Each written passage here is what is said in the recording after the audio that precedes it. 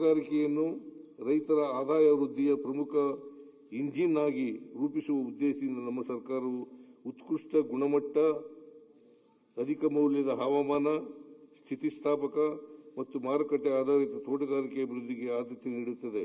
ಕಳೆದ 3 ವರ್ಷಗಳಲ್ಲಿ ತೋಟಗಾರಿಕೆ ಬೆಳೆಗಳ ಅಭಿವೃದ್ಧಿಗಾಗಿ ಈ ಕೆಳಕಂಡ ಕ್ರಮಗಳನ್ನು ಕೈಗೊಂಡಿದೆ.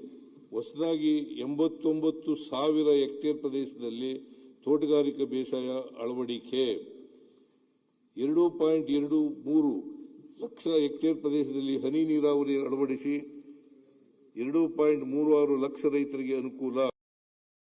ಯೋಜನೆಯಡಿ 11 ಲಕ್ಷ ರೈತರಿಗೆ 2,378 ಕೋಟಿ ರೂಗಳ ಬೆಳೆ ವಿಮೆ ಪರಿಹಾರ, 21,360 ಫಲಾನುಭವಿಗಳಿಗೆ 9,800 ಕೊಯ್ಲೋತ್ತರ ಘಟಕಗಳ ನಿರ್ಮಾಣ.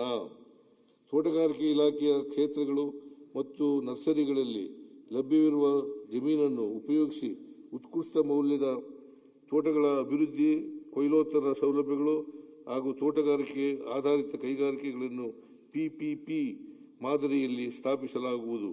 ಅಡಿಕೆ ಬೆಳೆಯ ಎಲೆ ಚುಕ್ಕಿ, ಹಳದಿ ಎಲೆ ಹಾಗೂ ಕೊಳೆ ರೋಗಗಳ ಮತ್ತು ತೆಂಗು ಬೆಳೆಯ ಕಪ್ಪು ತಲೆ ಹುಳು ಹಾಗೂ ಬಿಳಿ ನೊಣಗಳ ನಿಯಂತ್ರಣಕ್ಕಾಗಿ ವಿಶ್ವವಿದ್ಯಾಲಯಗಳು ಹಾಗೂ ಕೃಷಿ ವಿಜ್ಞಾನ ಕೇಂದ್ರಗಳ ಸಹಯೋಗದೊಂದಿಗೆ ಸಮುದಾಯ ಆಧಾರಿತ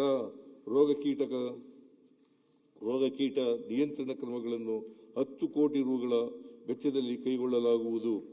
ತೋಟಗಾರಿಕೆ ಉತ್ಪನ್ನಗಳ ಸಂರಕ್ಷಣೆಗಾಗಿ ದಾವಣಗೆರೆ ಜಿಲ್ಲೆಯ ಹೊನ್ನಾಳಿ ತಾಲೂಕು ಮತ್ತು ವಿಜಯಪುರ ಜಿಲ್ಲೆಯ ತೊರವೆಯಲ್ಲಿ ಒಟ್ಟು 12,000 ಮೆಟ್ರಿಕ್ ಟನ್ ಸಾಮರ್ಥ್ಯದ 2 ಶೀತಲ ಗೃಹಗಳನ್ನು 64 ಕೋಟಿ ರು ವೆಚ್ಚದಲ್ಲಿ ನಿರ್ಮಿಸಲಾಗುವುದು. ಎಲ್ಲ ಕೃಷಿ ಮಾರುಕಟ್ಟೆಗಳಲ್ಲಿ ಶೀತಲ ಗೃಹಗಳನ್ನು ಹಂತವಾಗಿ ನಿರ್ಮಿಸಲಾಗುವುದು. ಹೆಚ್ಚಿನ ಪ್ರವಾಸಿಗರನ್ನು ಹಾಗೂ ಪರಿಸರ ಪ್ರೇಮಿಗಳನ್ನು ಆಕರ್ಷಿಸುವ ದೃಷ್ಟಿಯಿಂದ ಮೈಸೂರಿನ ಲಿಂಗಾಂಬುದಿ ಸಸ್ಯ ತೋಟವನ್ನು ಸಮಗ್ರವಾಗಿ ಅಭಿವೃದ್ಧಿಪಡಿಸಲಾಗುವುದು. ನೀರಿನ ಹರಡುವ ರೋಗಗಳನ್ನು ತಡೆಗಟ್ಟಲು ಹೈಡ್ರೋಪೋನಿಕ್ಸ್ ಹಾಗೂ ಕೋಕೋಪೀಟ್ ಆಧಾರಿತ ಮಣ್ಣಿಲ್ಲದ ಕೃಷಿಯನ್ನು ಪ್ರೋತ್ಸಾಹಿಸಲಾಗುವುದು.